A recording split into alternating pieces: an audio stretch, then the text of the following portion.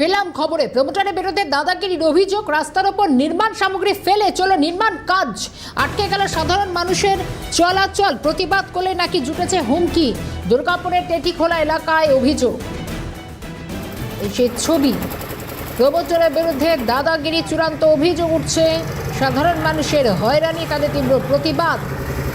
রাস্তা জুড়ে কাজ চলছে, রাস্তার ওপর নির্মাণ সামগ্রী, নির্মাণ কার্য চলছে, সাধারণের যথেষ্ট দুর্ভোগ হচ্ছে, এই সে রাস্তা পুরো আটকে গিয়েছে। বিধায়ক চন্দ্রশেখর বন্দ্যোপাধ্যায় তিনি কি জানাচ্ছেন শুনুন। এগুলো মেনটেন করা অবশ্যই করে দরকার। মাননীয় মন্ত্রী অগ্নিমিত্রা পাল মহোদয়া তিনি বলেছেন যে কি বলে এগুলো পরিষ্কার করার জন্য অবশ্যই করে দরকার আছে পরিষ্কার করা। কারণ বর্ষার সময় ড্রেন জাম হয়ে যাওয়া এবং ড্রেনের পাশে যদি কেউ মেটেরিয়াল ফেলে রাখে আলটিমেটলি জমা জলে ডেঙ্গু হবে, তখন সরকারের দিকে আঙুল উঠবে।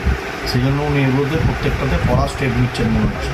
কিন্তু এটা সঠিক পরিষ্কার করার ক্ষেত্রে একটা শহর যদি ক্লিননেস রাখতে হয় তাহলে হচ্ছে তো এইগুলো প্রয়োজন আছে। সাধারণ মানুষের চলাচলে অসুবিধা হচ্ছে, দুর্ভোগ পোহাতে হচ্ছে, তাদের অভিযোগগুলো শুনবো। কতদিন ধরে এই কাজ চলছে এবং সঙ্গে অপর বিধায়ক দুর্গাপুর পশ্চিমের বিধায়ক লক্ষণচন্দ্র ঘড়ুই তিনি কি জানাচ্ছেন শুনুন।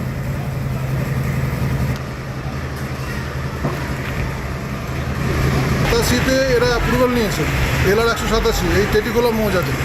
আর এটা যেটা কাজ হচ্ছে এটা 292, কারণ আমার বাড়ি 293তে, আর 292 বড় জায়গা। জামাল শেখের বাড়ি 311। এই যে প্লটটা দেখানো আছে এটা তো 292 পার, অথচ এখানে স্যাংশনই নেই। আর থ্রেট দিচ্ছে বললে প্রতিবাদ করলে প্রত্যেকে থ্রেট দিচ্ছে। কে দিচ্ছে থ্রেটটা? তিনজনই আছে। কে কে আছে এদের কি নাম, আবির রয় আছে, সুশোভন আছে, সুশোভন আরেকজন কেউ আছে। থ্রেট দিচ্ছে? সামনে দাঁড়িয়ে থ্রেট দিয়ে গেছে, রাস্তা ব্লক করে দেবো, পুলিশ স্টেশনে নিয়ে যাবো। জামালকে বলেছে, জামালের সাথে আপনি কথা বলুন, জামাল নিজেই বলবো, আমি যেটা বললাম এক্ষুনি জামাল বলবো। এখন দেখুন অবস্থাটা কি। এলাকার মানুষকেও বলবো সজাগ থাকুন, আমরা প্রতিবাদ করুন। আর পুলিশকে বলবো যদি এই ধরনের রাস্তাতে ইট বাড়ি রাস্তা ফেলে থাকেন তার বিরুদ্ধে কড়া ব্যবস্থা গ্রহণ করুন, নাহলে কিন্তু মানুষ ক্ষমা করবে না। অগ্নিমিত্রা যে কথা বলেছেন সেই লক্ষ্যকে পালন করতে হবে। আমরাও সজাগ রাখছি, খবর নিচ্ছি, দেখছি। আমরা কিন্তু এই বিষয়ে কড়া ব্যবস্থা গ্রহণ করতে মানুষকে অনুরোধ করব। রাজ্যের পৌরমন্ত্রী অগ্নিমিত্রা পাল তিনি কি জানিয়েছেন শুনুন। রাস্তার মধ্যে স্টোন চিপ বালি ইট ফেলে রেখে দিচ্ছে, পেনাল্টি শুরু করবো আমরা। 1 তারিখ থেকে পেনাল্টি শুরু হচ্ছে, তাদেরও পেনাল্টি হবে।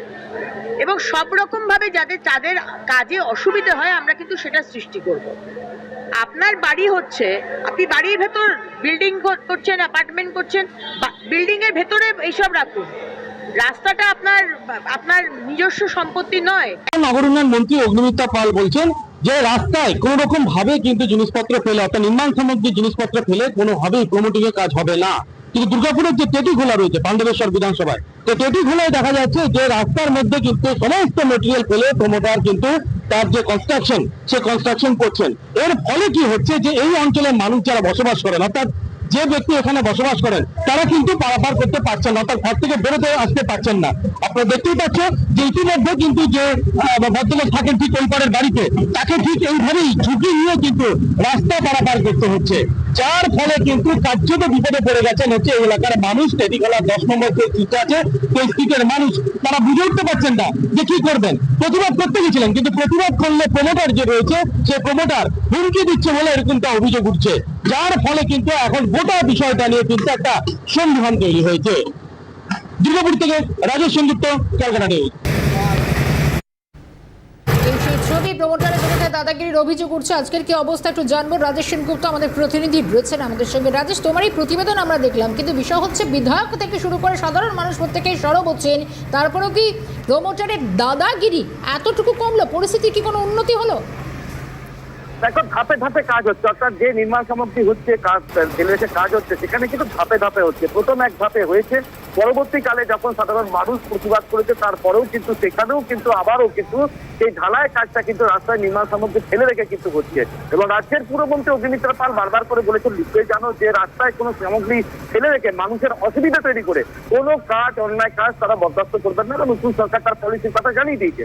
তারপরেও দুর্গাপুরের এই টেটিখোলা অঞ্চলে শঙ্করপুরে এই ঘটনায় কিন্তু স্থায়ীভাবে যখন স্থানীয়রা প্রতিবাদ করছেন তখন প্রতিবাদী স্থানীয়দের হুমকি দেওয়া হচ্ছে বলে অভিযোগ হয়েছে।